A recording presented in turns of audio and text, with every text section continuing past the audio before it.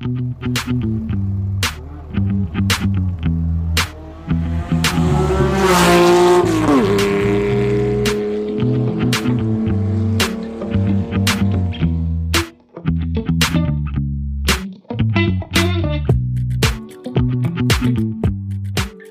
fellas. How you doing? Very well, thank you. How are you? Yeah, very good. Is Joe lurking? I am indeed. There he is. So quite excited today. We've got a cracking guest coming on, haven't we? We have indeed. Yes, we are speaking to Mr. Rob Durrant, who is the senior press officer at Porsche GB. So, fingers crossed, we'll get loads of gossip from the inside of Porsche. It's about as inside as you get, isn't it? I think so. Yeah. So hopefully some nice golden nuggets of information is incoming. What have you boys been up to in the meantime? Anyway, while we wait for Rob. Working, lots of work. Unexciting stuff. I tell you what, I did have a bit of a funny episode earlier this week. So I ordered a dirty Domino's as a bit of dinner. And obviously with the social distancing measures that are going on at the moment, you've got to tell the guys where to leave your pizza. So it's dodgy drop off. Yeah. So in any case, doorbell's gone. I've given it a couple of minutes, gone outside, and the pizza was sitting on the top of my car, Little Irish. And I was like, why the hell is this pizza and this bottle of Coke kind of balanced precariously on top of my 911? Came back indoors anyway after collecting it, and then realised on the notes that you leave, the delivery notes for the driver, I said, leaving port, ring doorbell and leaving Porsche. So I don't know if this poor guy has obviously mistaken the Porsche for a Porsche. I don't know if he was trying to get into my car or what. I don't know why the alarm wasn't going off. Right, the handles. Yeah. So he read Porsche as Porsche, which was absolutely brilliant. I had to laugh, but there we hilarious. Go. That's my week anyway. Brilliant. Have either of you got your wheels on yet? No. Nah, tomorrow for me, a chap's coming out, mobile guy, to swap the tyres over, balance the wheels and torque them up. So fingers crossed they fit. Is that the guy that I told you about, Johnny Tyres? It was Johnny Tyres. So yeah, thanks for the tip off on that. The Fuchs wheels are the same dimensions as the factory BBS GT3 wheels on currently. I didn't check the ET. So I'm hoping that it's going to be a straight fit, no problems at all. But you never know, do you? I'd imagine they'd run somewhere close to stock, wouldn't they? If they're selling them for those, for that sort of era, aren't they? Yes, yeah, I would hope so. I'm really hoping they just bolt straight on. I can use the factory bolts for now, and we won't have any problems with like caliper clearance or anything. But we'll see. This time next week, yeah, exactly. This time next week, we'll know, won't we? But Joe, when are you going to stick them on your 912? My problem is knowing what size tyres to put on them. So obviously I'm trying to fit much bigger wheels and rubber onto a car that wasn't designed for it. So that's my concern is what I've got clearance wise and what's going to fit. So it's I need to I need to push the button on which size tyres to go for, and then I think you need to put the wheels on the car without tyres. That's exactly my plan. Yeah, get the wheels in there. Make sure they don't stick out too far to start with. Otherwise, it'll be a no-goer and you've wasted money on buying tyres. Yeah, no, definitely. So I kind of need to do a bit of trial fitting before I work out what to buy. Hopefully, maybe over the weekend, if I can get them bolted on, just to give them a check round, that might give me what I need to get going next week.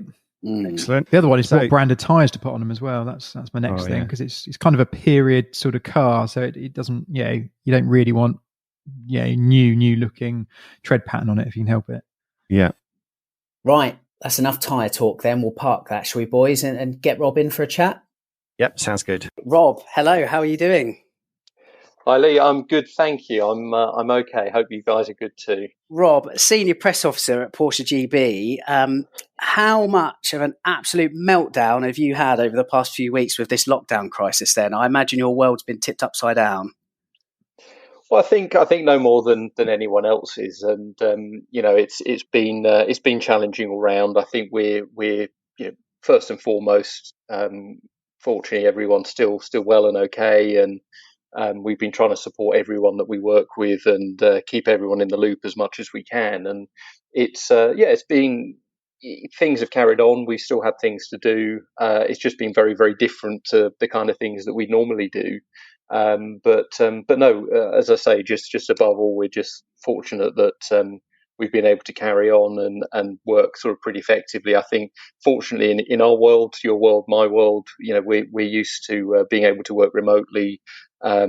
In all sorts of different locations. So I think that's been really sort of helpful, just to help us keep coordinated and just try and carry something on. Good. Okay. I mean, on the subject of that, you said your world and our world. I'm on the side of a journalist. You're on the side of PR. Are we teammates these days or adversaries? What do you think? I think very much sort of in my experience, it's always been teammates. I think it's the days of that sort of almost adversarial positioning that the two sides had. I think we're all wanting the same thing. We're all working towards the same goal, and I think the great thing, doing things like this. It's all about, we're united by that sort of enthusiasm that we've got for automotive, and particularly in our Porsche world, that enthusiasm that we've got for the manufacturer. So very much, I think really a team effort across the board. It's interesting you say about when you come to PR, and PR is such a wide sort of subject. I mean, I kind of do you think it blurs the lines a bit where sort of the landscape's changed in terms of PR, marketing, journalism? Sort of PR used to be very reactive, didn't it? You sort of you'd be getting, I'd imagine, lots of requests coming in and people wanting to see and do things with you. As now there's a real push on sort of content. I mean, do you find your world is now creating content rather than sort of just helping other people with product?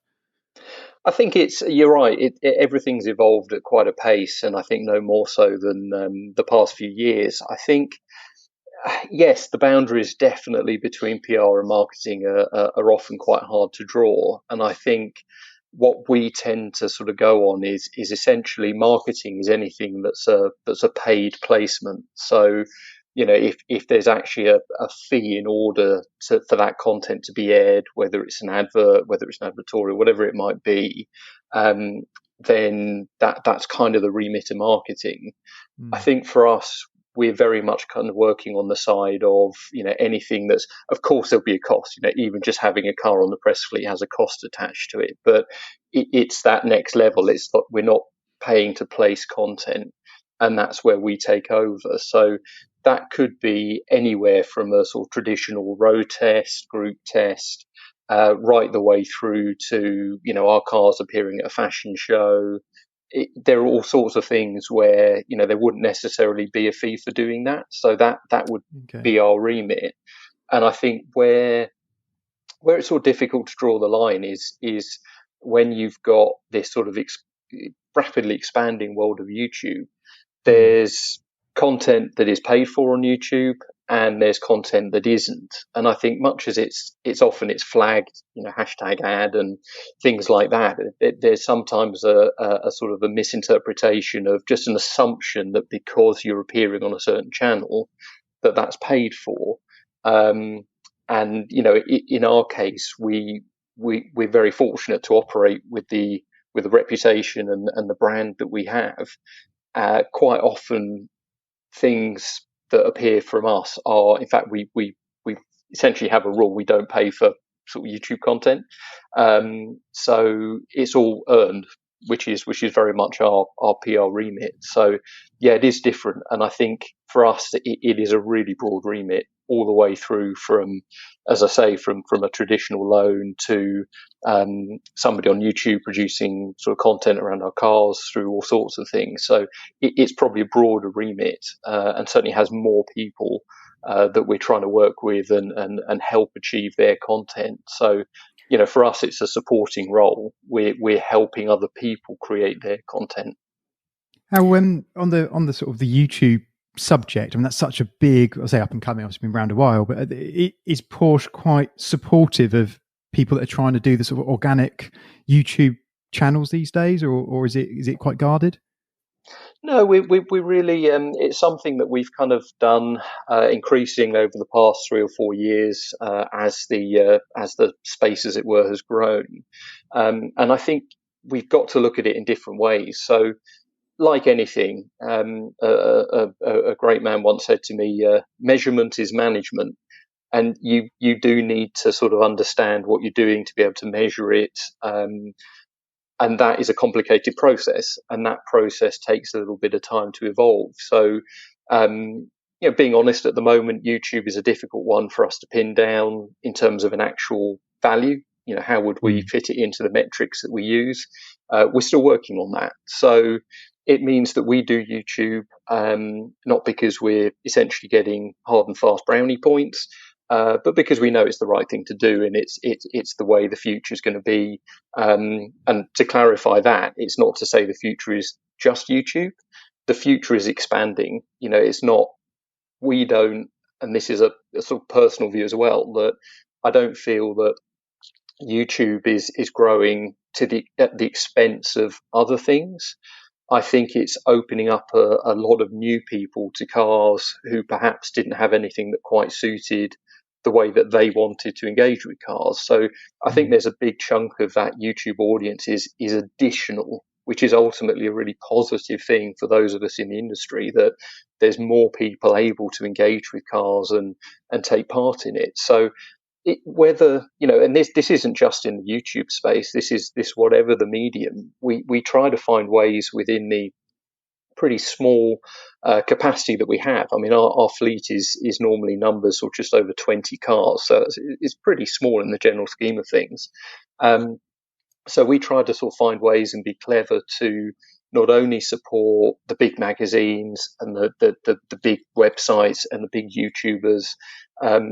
We really do have a program to try and support those that are up and coming. So the new channels or the new websites or the new blogs, because everyone ultimately has to start somewhere. And we try to support that and nurture that as much as we can, because it's as much our obligation to help those guys as it is the ones that are established. So yeah, we try to just be clever with our resource to try and do a bit of everything. I see there's a new, it's fairly new, is an Instagram channel, Type 7. Now I think that's actually funded by Porsche in some ways. But that's quite interesting in that it's not just about the cars, it's about more lifestyle. Is that something that you've been involved in at all, Rob? Yeah, we haven't had a huge amount to do directly with Type 7 because, again, as you say, it's a sort of a paid channel. So Type 7 will go through and does go through more the central channels and through the marketing channels. It's a little bit to give you an idea of how the split works in the UK. We tend to the sort of channels like LinkedIn, Instagram tend to be curated and managed by the marketing team. And we have an input into that. And the strongest thing that we input into is Twitter, purely because I think Twitter has fallen into that realm of being more of a news feed. So we have input into that with news communications. But you're right. I mean, Type 7, be that as it may, kind of more through the marketing channels, that sort of inclusion of more of a lifestyle aspect of the cars, you could argue it's the cars in a context, I think is quite a nice thing to sort of add in, because it makes them, to a lot of people, relate a lot more, whether it's aspirational or whatever it might be. It's quite relatable. Porsche is seen as a prestige vehicle. I was wondering if working for a company like Porsche is considered, are you at the pinnacle of your industry?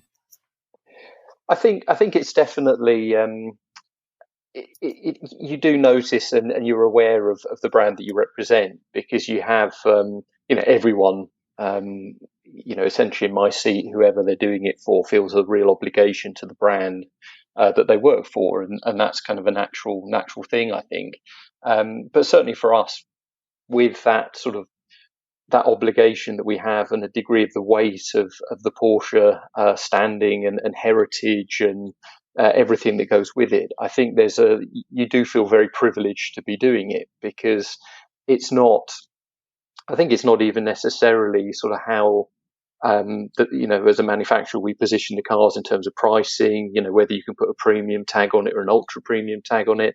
I think there are brands that have a real kind of heritage, and you're always going to feel a little bit more of a weight of responsibility when you've got, 50 years, 70 years, 120 plus years of heritage. It's a big thing to be a part of. And I think definitely especially when you have that enthusiasm for cars, for motorsport, for competition, and you're working with a brand like Porsche that I think has, for those of us that work at Porsche, we have this real, we're not just doing it because it's just another job.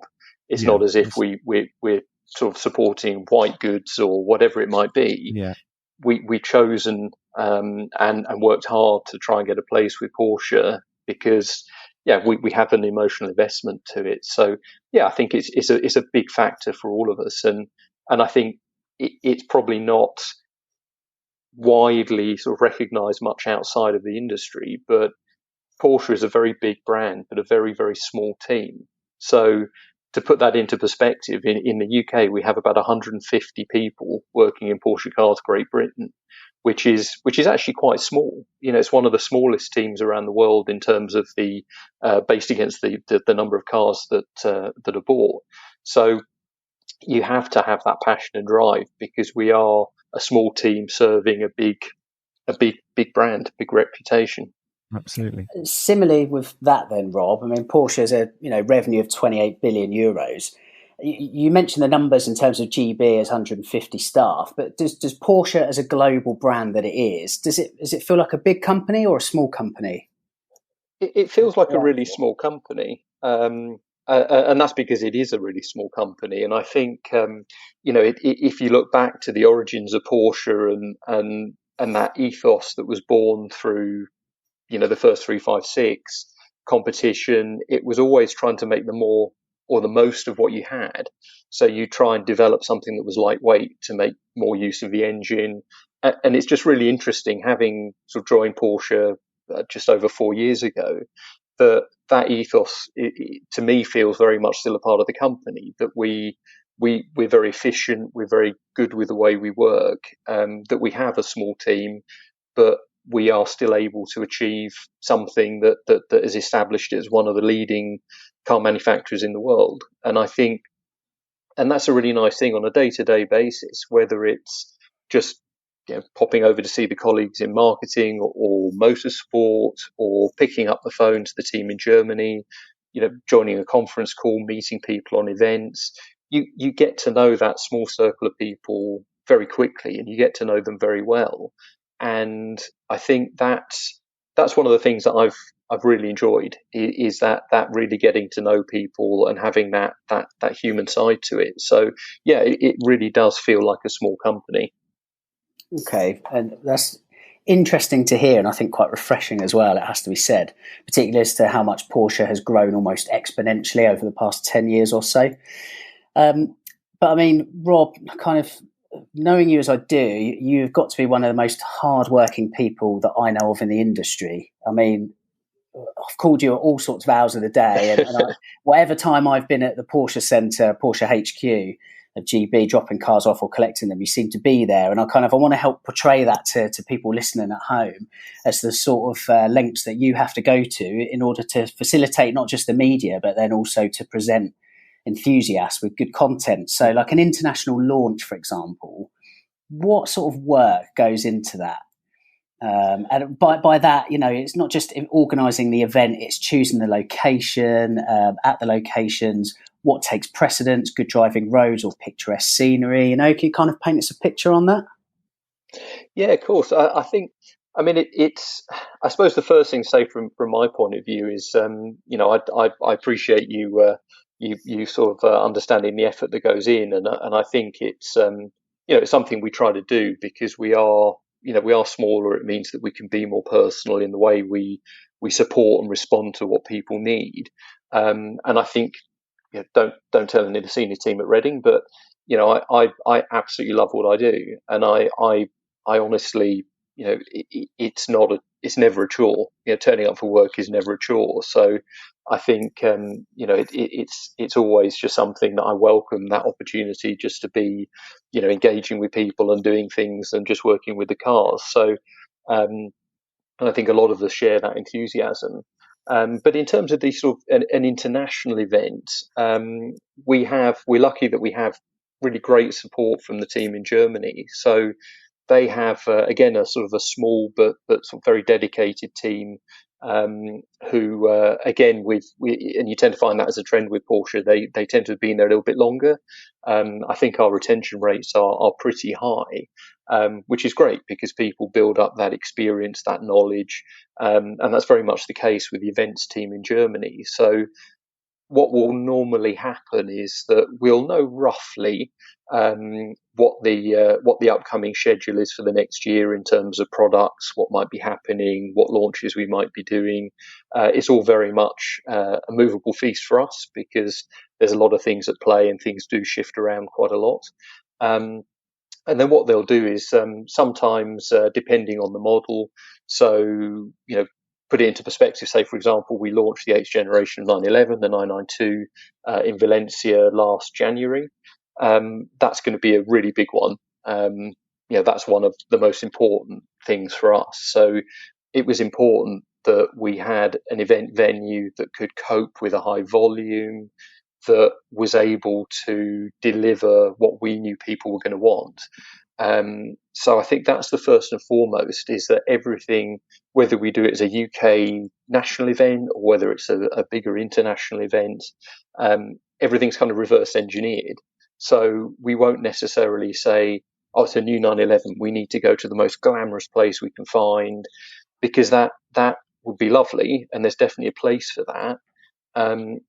But for a 911, it's probably more important. People are going to want to see the heritage models. They are going to want to be doing pieces to camera. They are going to be wanting to drive on track. They are going to want to drive on some great roads. And all of that's got to be the most important thing. So it's always, what do we want to deliver? What are people going to need? And then how do we sort of blend the two and create a sort of event framework that's going to work? And that's why we chose Valencia, because the circuit was perfect. It had additional facilities that were all within easy reach of the pit lane where we based. It all came together really well. So again, it's a pretty sort of fairly sort of tight process to get to that point. But again, just sort of worth different sort of people in your position will have different experiences from different manufacturers, but in terms of the numbers, brand new 911 launch, I think we had about 10 slots for the UK. So it's really, the events are correspondingly small.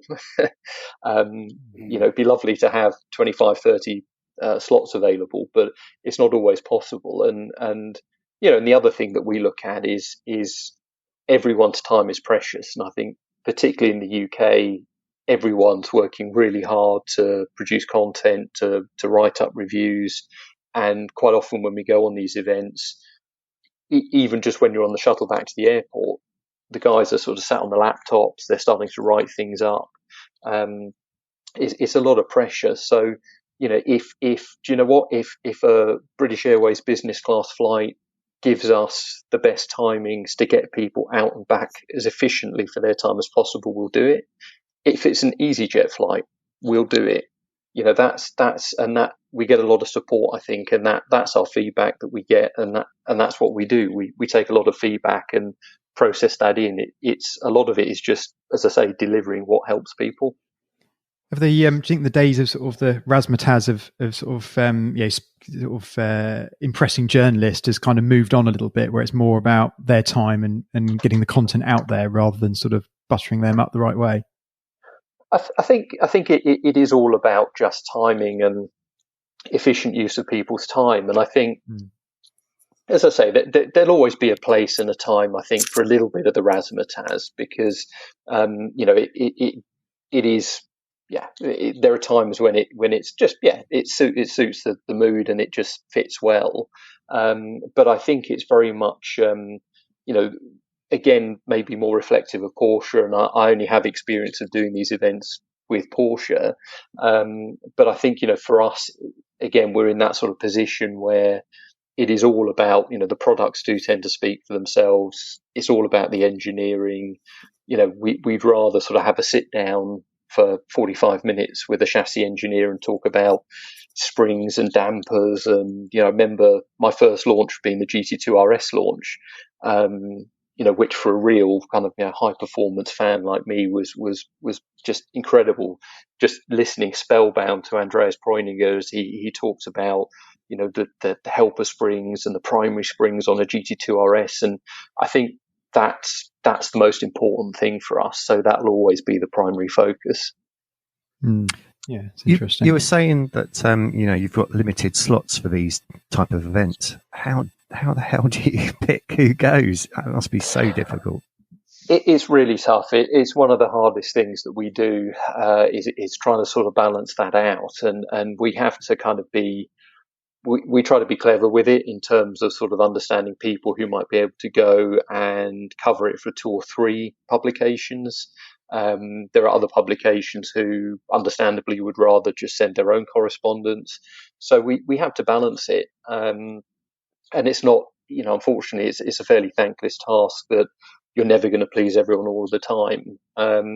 So what we then try and do is if we know that slots are limited, so for example, with the 911 launch in Spain, we knew that slots were limited. We knew it was a very important car for us. So we talked to the team in Germany. We have a great relationship with those guys, and they really are, like us, just really keen to help and try and make things happen. And we managed. There was a day, it was a Sunday, which was a down day on the launch, and we said, look, any chance that we can bring some people down just for the day? And they said, okay, you organise it, because we won't have an infrastructure there, because we just can't we can't support 7 days a week, which is totally understandable. But we managed to make it work. We managed to get an additional 10 people out to Spain to drive the cars within an element of the framework that existed. Other times, we might be able to get a car over to the UK not long after the international launch, in which case, people can do some, still a German car, left-hand drive, but at least it's a bit more accessible. So they might test it for a few hours out of Reading, or we might base ourselves somewhere near nice roads and people come up and drive it for the day. There's always ways you can think laterally to try and include as many people that we work with as we can. In a way, Rob, it's where you say it's a thankless task in terms of what members of the media can get the seat on the plane. I assimilate it really to the similar thankless task that a dealer principal will have in allocating GT cars. So I think it's all very relatable. It is, it very, very much is. And I think I'd just like to make the point as well, to add to what Rob says, off your point, Joe, of having to kind of lavish journalists with I don't know, just gifts or whatever it is. That just doesn't happen, certainly in my lifetime in the industry. I know that things used to happen where companies, and I've heard this off much older journalists that have been around for a lot longer, and launches, there'd be like iPads and stuff going around. I mean, that is crazy, and those days are long gone. I think for me, and I hope my employers aren't listening to this, even the opportunity to drive a Porsche, and if it's in somewhere like, far-flung Slovakia, well, I'll walk there barefoot on broken glass to drive the car. And I think, many journalists would say the same. Don't pay me. The very fact that you get to sit in these iconic cars, this absolute fiat of engineering, and experience these cars, not even first, but just at all, is just absolutely the greatest privilege. And this is why I imagine, Rob, your role at Porsche is arguably more difficult than perhaps another manufacturer, because I can damn well bet that there's a few more journalists knocking on your door than there would be at another manufacturer, say, that just does, that just does hatchbacks or family saloons or something. I don't want to cause offence to anybody out there, but it is, I think you're so right, it's a thankless task. You can't win, and I think we need to accept that as much as you. No, I want to know, Rob, how did Lee ever make the list for Spain? I know, unbelievable. Well, I couldn't bear the thought of him walking on broken glass, so we had to let him along. But we had a great time in Greece when we did 9/11 Cabriolet. That was another one of those events that I don't know. It sort of stuck in the mind. It was just fairly straightforward, but it was just a great couple of days. I think we didn't even get particularly lucky with the weather. But no, it's just one of those great events that just came together. A little bit off the wall in terms of location, but yeah, it was a lot of fun. Lee, didn't you bump into somebody at one of those events that give you a great little insight? I can't remember who it was. I remember you came back and mentioned that you were chatting to somebody at one of the launch events and can you remember who that was?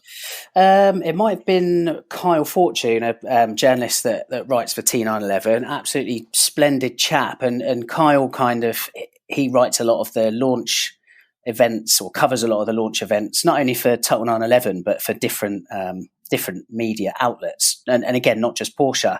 And he's someone that's very well oiled in going to these, and it was amazing for me as just an absolute rookie by comparison, not been to an international launch before, just to see how Kyle handled himself, how he approached the bigger wigs at Porsche, many of which he's cultivated fantastic relationships with. It was an absolute kind of consummate professional and a real kind of eye-opener as to, for me, again, almost looking from the outside, is to be like, that is what an absolute top-class automotive journalist looks like to me, I hope Carl's not listening to this. It's very gushing, but it really was.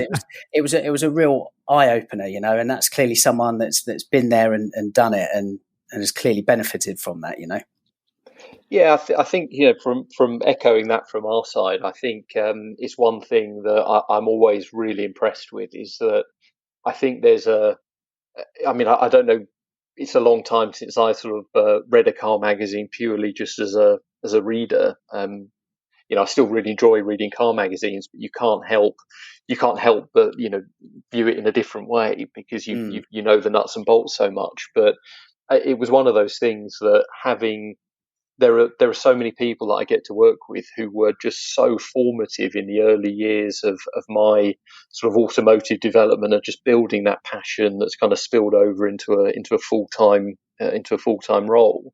And it is weird, you do. Certainly, I feel a bit starstruck meeting some of these guys, and I think there's not always an appreciation of just how much goes into it, how difficult it is, whether it's as an editor, as a freelance journalist, as a road test editor, as a staff writer. It's really tough, and I think it's not as easy as you say. Those days of sort of a junket, as it were, almost a sort of jolly. It's just not that at all. And I think when I see how hard the guys work, how really structured they are with the driving of the cars, the questions that they ask, the way they use their time, how much time they put into it.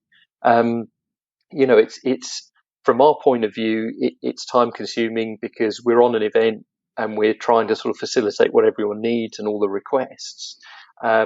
But at the same time, the sort of the in inverted commas, the day job, what's happening back at the office still goes on. So you're almost kind of trying to run two jobs at the same time. But it's the same for all the journalists that come with us, is that the emails are still coming in, you've still got deadlines, and you've got to submit copy. It's a real pressure environment. So that kind of really slick product that comes out the end that people can read online or subscribe to or buy the magazine, there's a lot goes into it, and we do have absolute respect for that. Yeah, that's cool, isn't it? You're saying about being sort of starstruck with some people. I mean, where obviously Porsche is so heavily linked with motorsport, you must get to, I'm guessing even in quite a casual setting, sit down and have coffee with some of the real big, motorsport greats. I mean, is there anything you share with us there in terms of people that have sort of had an impact on what you've done, or the people that kind of have really surprised you along the way? I think it is surreal sometimes that you are just rubbing shoulders with people like Mark Webber, who was one of the first drivers that I really remember following all the way through from Formula 3000 into a Formula One career, and then sort of out the other side. So it was incredible to sort of meet someone that you've in a way been aware of for so long, but in a kind of in a relaxed, kind of informal way. And you do realise that a lot of these people are they're genuinely really nice people. I mean, I can hand on heart, and I'm not just saying this. There's no one that I wouldn't sit and have a drink with until the small hours, just chatting about stuff. They're great people, and I think it's and you find yourself in these surreal situations. One that springs to mind was my first Goodwood Festival of Speed with Porsche was 2016, and we decided that to beat the queues, we would offer a shuttle service in towards the house, into the VIP drop-off point. The only difference, we're not the only ones that do that. The only difference was that we decided we'd do it with full-blown race cars. So we had three 911 GT3 Cup cars from Carrera Cup GB, plus two of the 718 GT4 Club Sports, and I was just to kind of help with capacity at peak times. I sort of volunteered myself to jump into the GT4 Club Sport and do a couple of runs in, and I remember Mark Lieb, who at that point had literally just won the month before, just won Le Mans in the 919 in June 2016, and he turned up, and the team said, "Look, can you run Mark in? He just needs to sign on as a driver." Yep, not a problem. And he sort of looked at me and looked at the car, and he said, "I'm not a very good passenger." I said, "Well, it'd be fine. We're not going to go particularly quick, and we're just going to drive in towards the house." So we got him in, strapped him in, and just as we got ready to go, he looked across at me and he said, "If you kill me, at least I've won Le Mans." Just absolutely deadpan, and it's just so deadpan. I was like, maybe he's serious, but all went well, and it's the same with we're very fortunate to work a lot with some of our legends as well as our modern day legends, and working with Derek Bell, who again was just one of those names that was just, I had a Scalextrics of a 962 that had his name on it. It's quite incredible kind of meeting these guys, and just the humility that they have. They are quite humble, quite realistic in the way they look at their achievements, and which are of course incredible. And I've spent a lot of time with the past year with the anniversary of the 917, and now the anniversary of the first win from Le Mans in 1970 with Richard Atwood.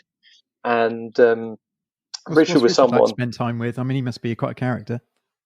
Yeah, Richard is. He's he really is just an incredible guy. He's very. One thing that you realise that these sort of drivers, particularly from that kind of era, and I think we forget how young people like Derek Bell and Jackie Ick started, that much as they had a great history going into the 1980s, they were still racing cars right back in that really dangerous era of the late 60s into the 70s, and there's something that they have this real. There's a real kind of composure and a mettle. You can just see that they have a core of absolute cast iron to have been able to do the things that they do, and it's incredible that especially as they get older, that doesn't diminish in any way, shape, or form. And I think Richard's great. I mean, he's very. He almost, when you first meet him, he kind of tests you. He'll push you a little bit to see how you respond, and then he'll sort of decide whether you're okay or not. And I must have passed the test because we've done quite a few things together, and we do get on very well. And I think he's brilliant, very very dry sense of humour. And I think we did an event to celebrate 70 years of Porsche in North America at the end of last year. So December 2019, and we ended up driving back from one of the locations in a Cayenne Trans-Siberia, And it was very odd that we decided that I was going to do driving duties and Richard was going to co-drive. So he settled himself down in the passenger seat. He brought a cookie with him from my lunch pack, and then promptly was deciphering how to navigate using Google Maps on my phone. So I had probably the most qualified co-driver I've ever had, in between shouting directions and mouthfuls of cookies. Surreal. So yeah, yet another one of those very, very surreal experiences. But yes, and then back at the racetrack, it was the weather was actually pretty poor, made me feel quite at home, despite it being Northern California.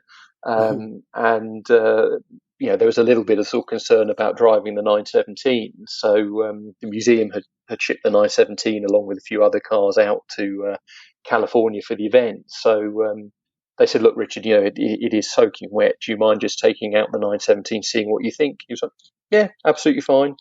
In he got, off he went, splashed through the puddles. But yeah, it's just that, not at all phased. It was really impressive, and you could see he was going around a fair old lick as well.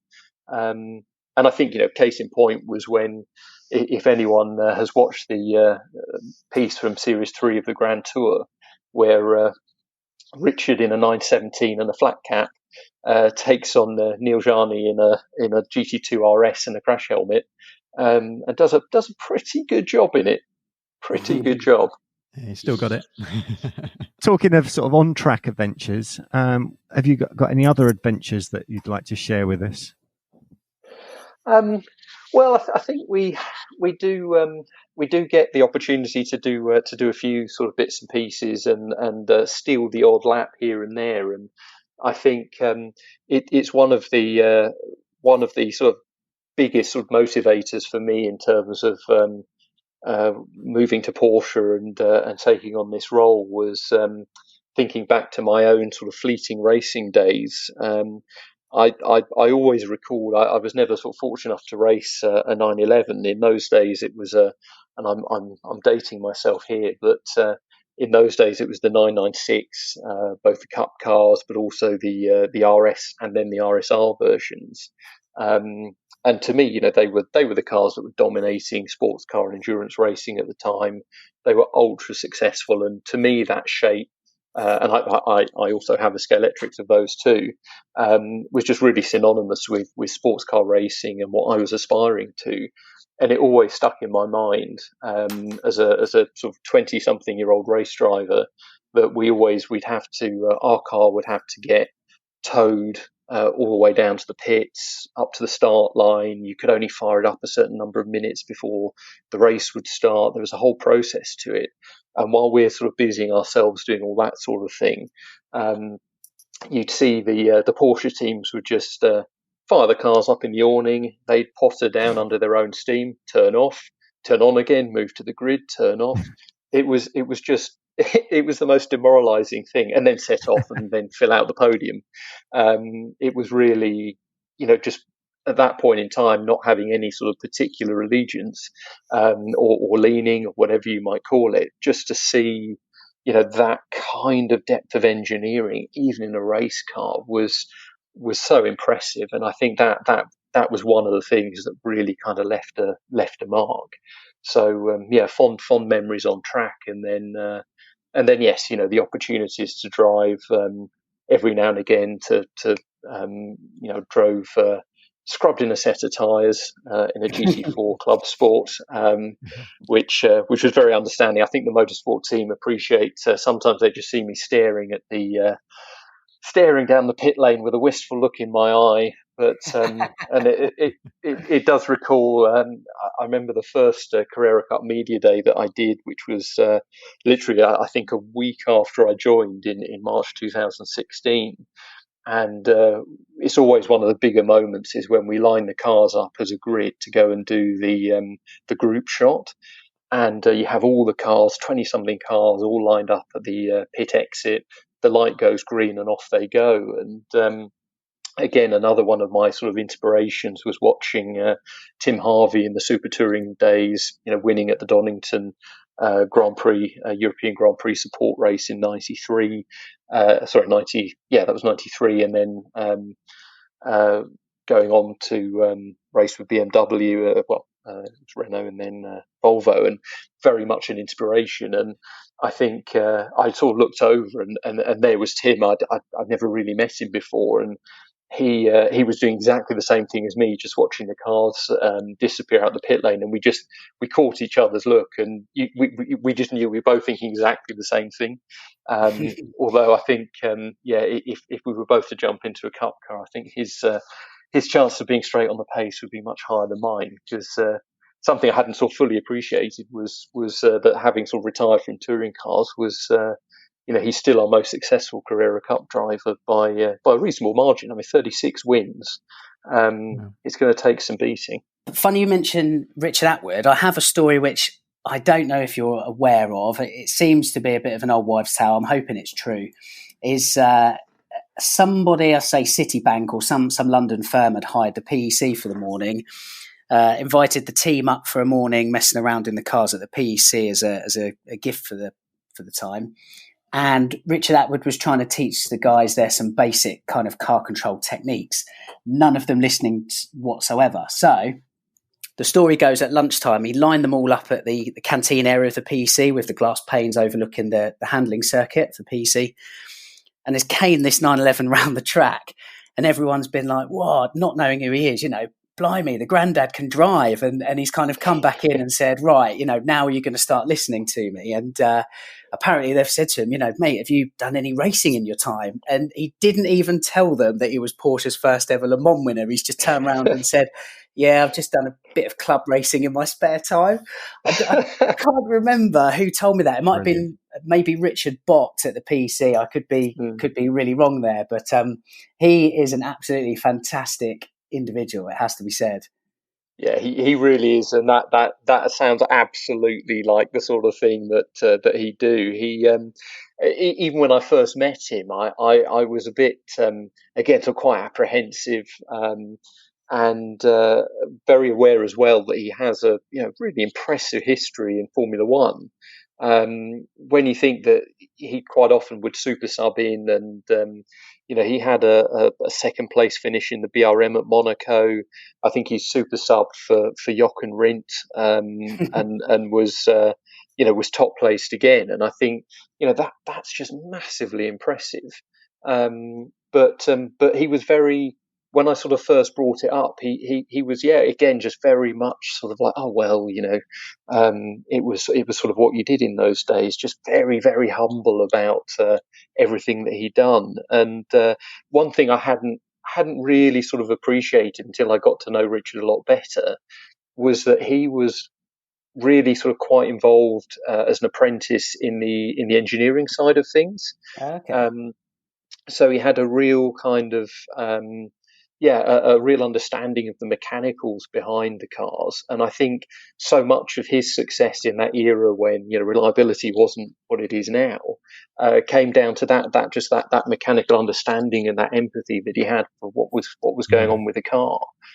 He could nurse things around the track and get it to the end. Exactly. And he told me a story about sitting on the start line at Spa. In a 917, so it's quite a steep run down, because the start-finish line wasn't the F1 start-finish line on the way into La Source; it was the start-finish line on the run down towards Eau Rouge, and waiting for the flag to drop and the engine stalled. And he said, I knew that was because the float in the carburettor, because of the angle, had just started the engine. So I said, rather than sitting there trying to start it, which I knew would flatten the battery and then we'd be out, he said, I just dipped the clutch, let it roll all the way down to the bottom of Eau Rouge, put the ignition on to reprime the lines, fired it up and off went. And I think they finished second or something. And you just think, again, it's just that straight away he was quite calm. You'd imagine being on that kind of grid, you'd be flustered, but it was just quite calm and collected. No, I'm just going to do this, and then off we go.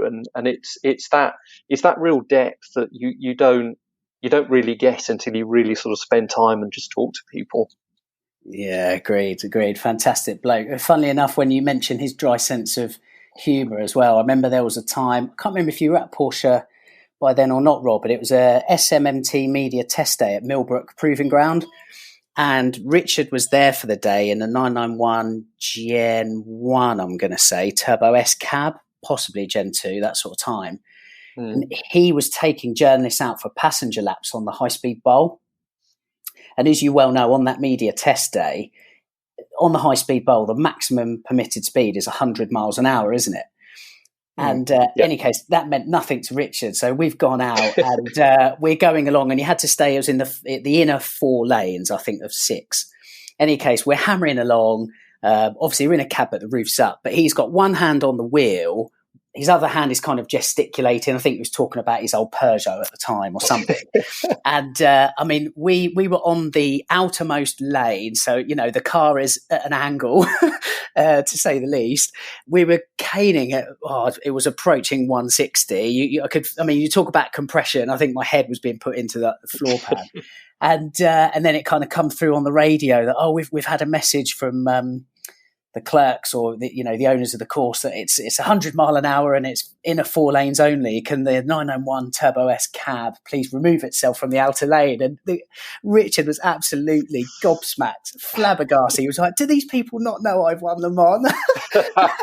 It was so good, and it was just like, it was amazing. It was so worth getting in trouble for, and like just his pure innocence and sense of humour on it was outrageous. But yeah, like you say, what a guy, what an absolute guy.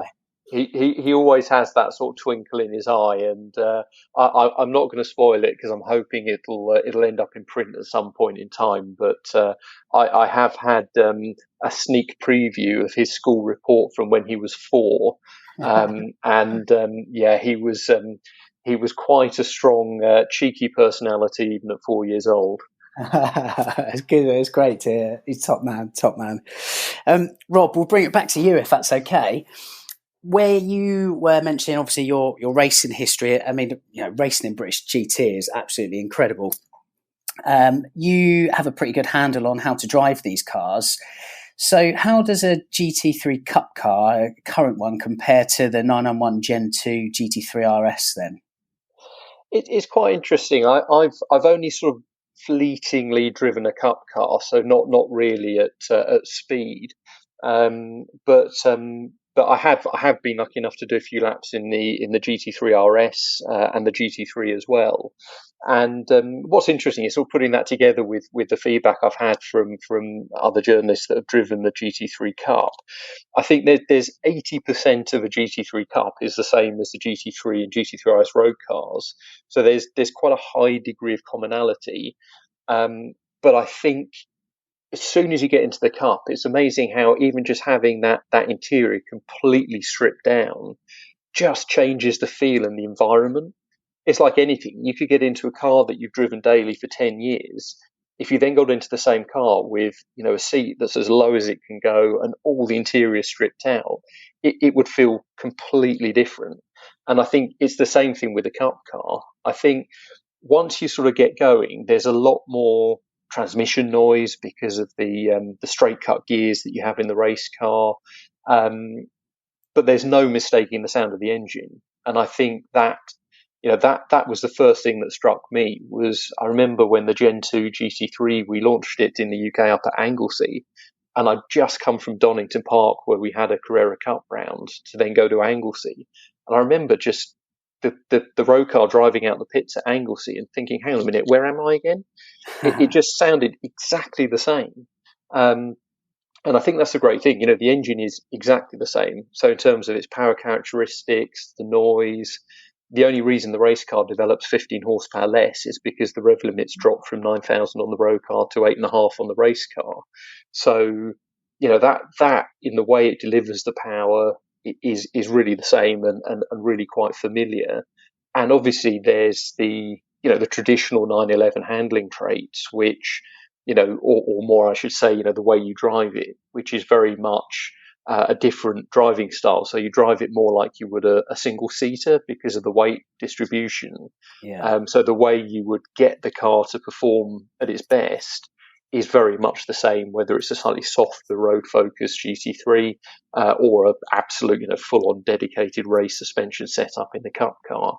And that's just the biggest difference, is that the GT3 has to deal with potholes, lumps, bumps, and broken surfaces, whereas the Cup car is just purely there to go around a billiard table smooth racetrack.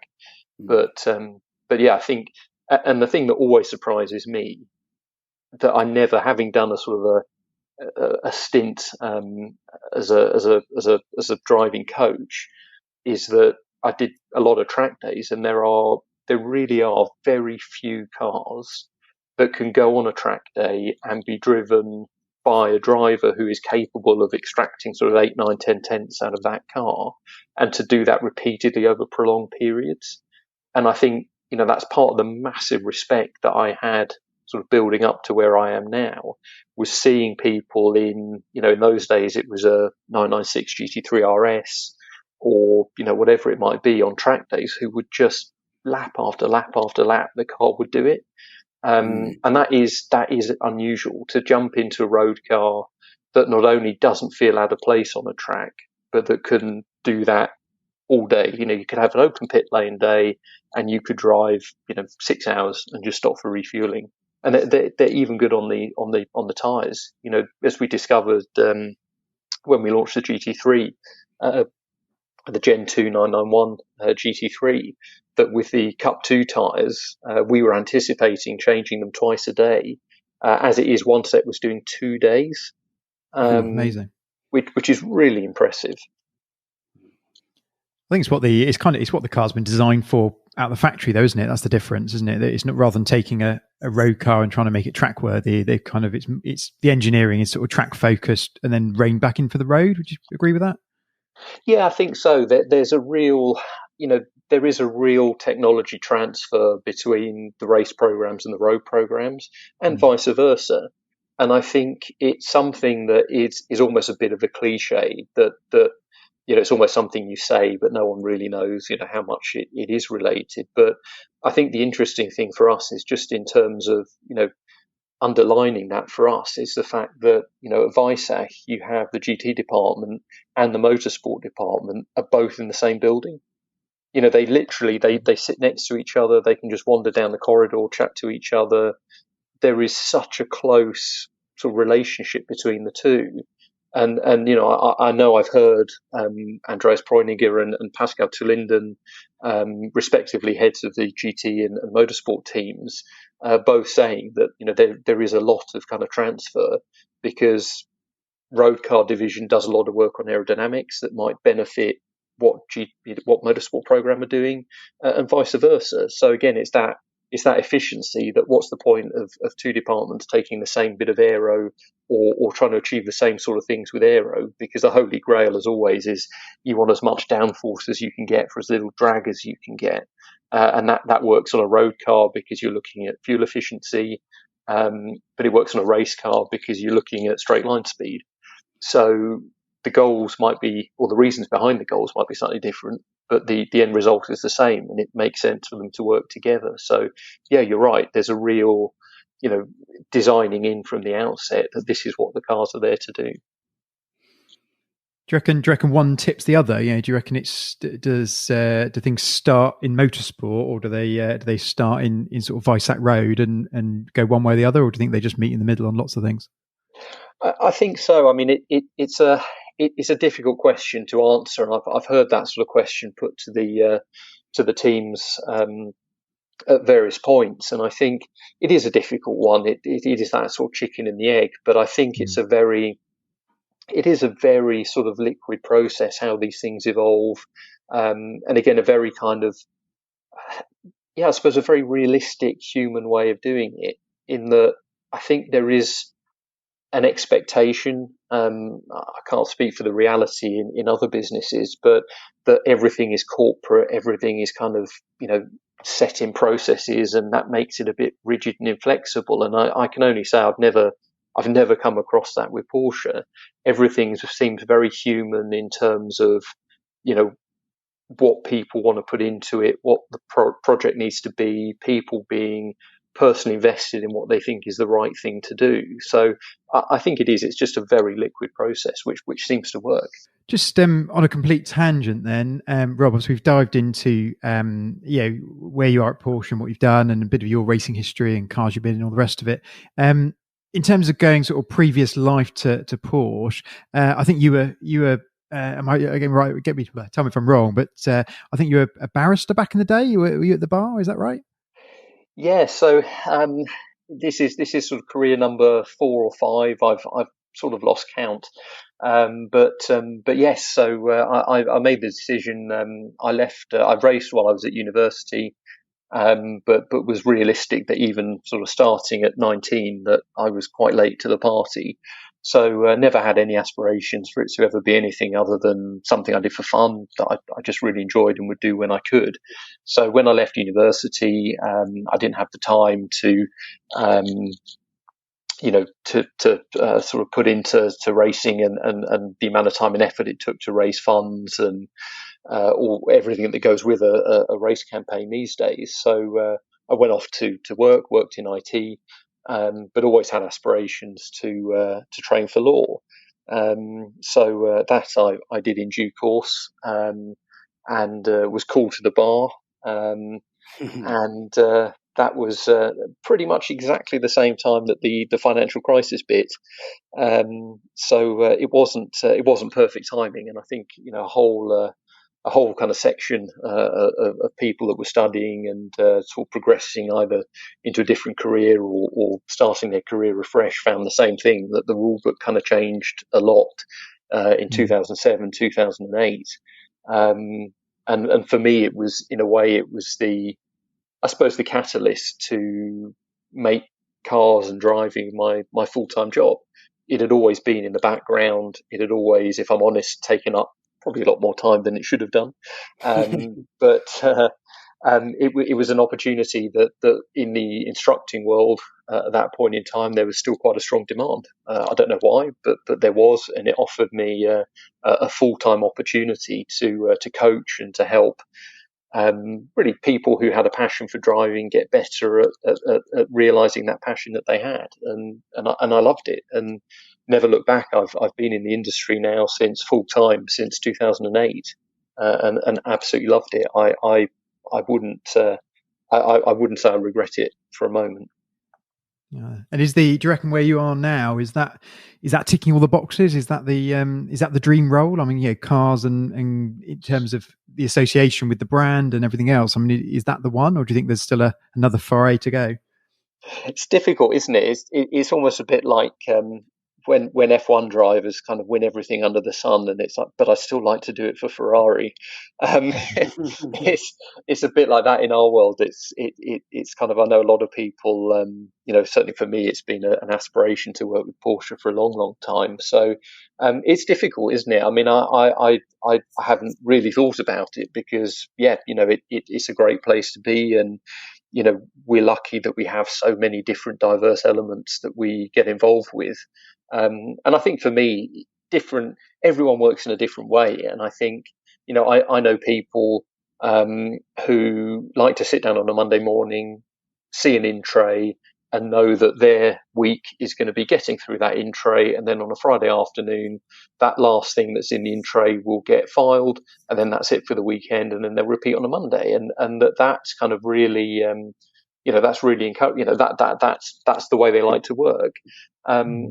For me, I hate sort of, in a way, having that, almost having that routine. It's nice for some things to not be a complete surprise, but I do like having the fact that at the moment, no 2 days are the same.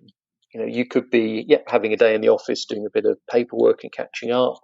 Then you could be jumping on an aeroplane to go to California with Richard Atwood.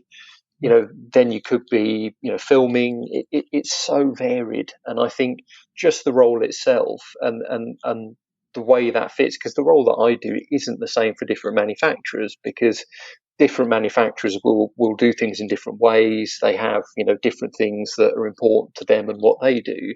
And I'm just lucky that with Porsche, all those other things that we do absolutely are on point for the kind of things that I would want to do. So I don't particularly need to go to every Carrera Cup weekend, but I do because, and I don't consider it a day worked because I'd be doing that in my spare time anyway. So yeah, it's difficult to think of anything that would be such a complete fit. Nice place to be. Yeah.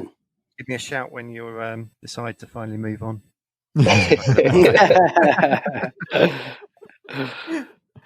Now, away from the Porsche world, a little somebody tells me that you might have some other toys. A bit of a Lotus fan, is that correct? Well, yes. It's funny.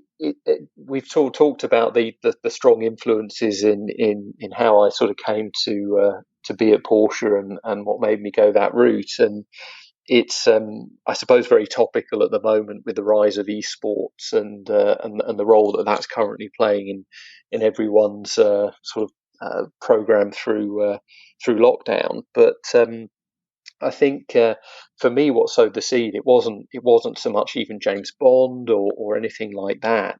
Um, it was a game that I bought purely by chance for my Atari ST in the crikey, must have been early '90s when I was about 10, and it's funny, it just sowed a seed that kind of grew and grew, and I think then they brought out a sequel to the game that I bought, and that had a Lotus Elan in it. And I remember just seeing the shape and being fascinated by it. And that was kind of a real Kickstarter for then buying car magazines and poring over those and spending far too much time at the back of chemistry class reading performance car rather than understanding what a molar value was. Although good news, I still even remember that it exists, which is something. So when back in 2004, I had the opportunity to buy one of two cars. I'd identified two things that I wanted to buy for my first. I've been working sort of four or so years out of uni, and I wanted to buy my first kind of weekend car. And I thought, right, I've got a 50-50 here. I can go with a Lotus Elan Turbo SE, or I can go with the 968 Club Sport. Because at the time they were kind of around about the same price, and for reasons that every now and again, particularly where I am now, I look back on and question. I chose to go with the Elan, which I've subsequently completely rebuilt top to toe, every nut and bolt. So that's the front wheel drive Durrant. Yes. Yeah. What one notable journalist described as Lotus's biggest mistake of the last 70 years. He did. I was at the LA show with him in 2017, and we were chatting away, and he said, "I feel I should say something that." As and when you read Autocar, don't be upset. So at least I had fair warning, but no, I love it to bits. I think technically it's got a lot of cool things. It really established the idea of a front-wheel drive car. Not having things like torque steer, having a separate sort of subframe for the front suspension. It was quite advanced, and I think for all that, for me it was purely superficial. I just fell in love with the shape as a kid, and I think that was the tipping point. And it had to be yellow. It had to be an SE. And that's why I think I've just spent far too much time and effort on it, just because I wanted the experience of what it would have been like to drive it when it was new.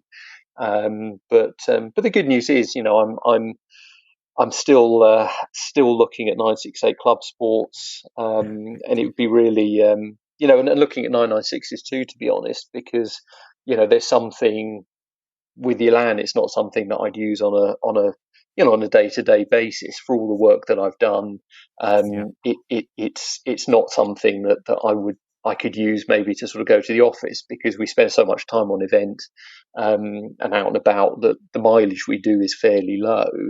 So you could have something as a daily that's perhaps not, if you're doing 20,000 miles a year, you might not choose it.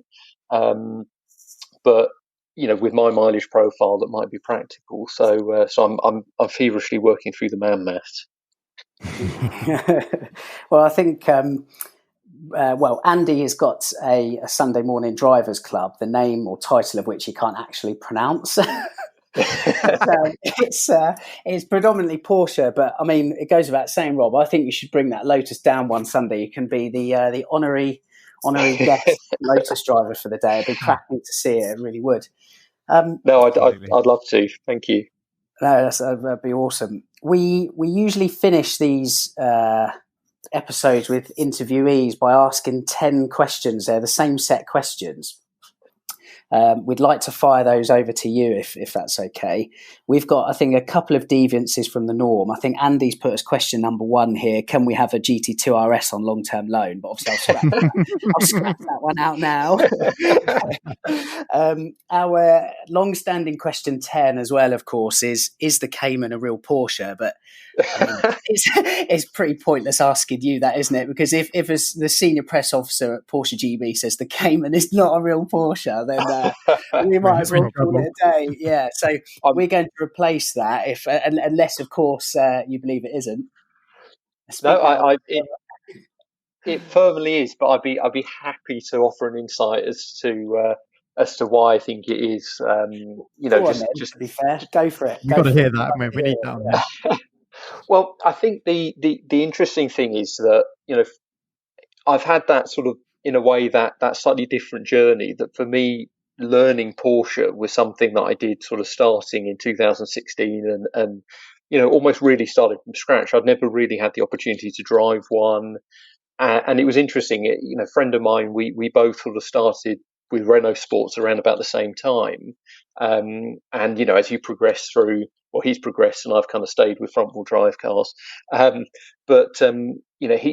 sort of asking me the question. He said, well, I'm interested in the 911, but I'm also really keen on a Cayman. What's the difference? Surely a Cayman does most of what a 911 does. And I think, for me, they are quite separate in terms of, the way they feel and the way you interact with them and what they offer the driver. So I think, Cayman to me is all the core values are there. And I think that's the important thing is, what is a Porsche? It's a sports car that you can use every day. It's something that, whether it's a sunny morning in July and it's 18 degrees and you're up at 6 o'clock to go for a drive, or whether it's 2 degrees in November, it's drizzling and it's still dark, but you still want to get in and go for the drive. It's a car that kind of does that. And that's been my learning experience, has been just understanding how that kind of strand runs through everything. And we did a really cool event on the Isle of Man back in, crikey, must have been early 2018, where we had the new GT3 RS, but we had the whole lineage right the way back from the 2.7, right the way through the 996 RS, all the way through up to the current car. And even just sort of riding passenger as we sort of went through each generation, it was the same thing that everyone said, is that they all had that common theme. They all had a 911 theme.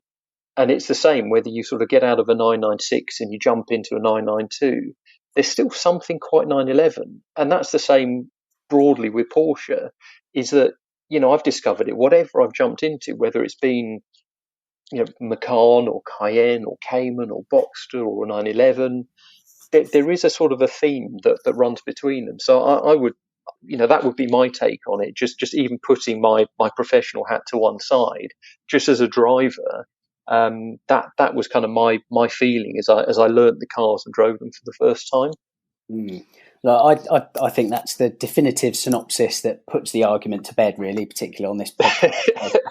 We appreciate your insight on that, Rob. Not only as Porsche PR, but also you're a qualified ARDS as well, aren't you? So I think it stands to good reason. So yes, I think we'll bury that from now on. We have got a replacement 10th question. So Rob, if you're ready, we'll fire away. And these are quick answers, please. You're not allowed to think about it. Okay, you're ready. Right. Okay. Question 1 of 10, Rob. Air or water? Air. Okay. Favorite Porsche model? 911. Favorite Porsche color? Miami blue. Ultimate Porsche icon. 959. Excellent. Favourite track? Spa. To Fouche or not to Fouche? Not to Fouche. Ooh, interesting. Stock or hot rod? Stock. Narrow body or wide body? Wide body. Cars and coffee or track day? Track day. And in reference to the 911, rear seats or no rear seats? Rear seats. Yeah, interesting. Very good. That's amazing. Rob, why no Fouche then? I'm saying this in full awareness of the boxes that are probably not so far away from you. Joe's bought some as well this week, by the way. It wasn't so much anything against them. Should we just cancel the interview now? Should we just call it a day? Yeah, it's like, guys, where have you gone? I think it is purely because of my era. I just remember seeing 996s racing on BBS. And I think, that multi-spoke BBS for me was a real kind of like 80s, 90s wheel. So it's don't get me wrong, I do love them. But I think if I was having to choose, if I was going to pick one, I'd go BBS because that's my era. That's my thing, I think. Yeah. Okay. Well, look. I mean, as coming from a man that's just about to take some BBS wheels off their 911 and put some on, I think we'll let you know if we air this one, Rob. It's kind of looking like that.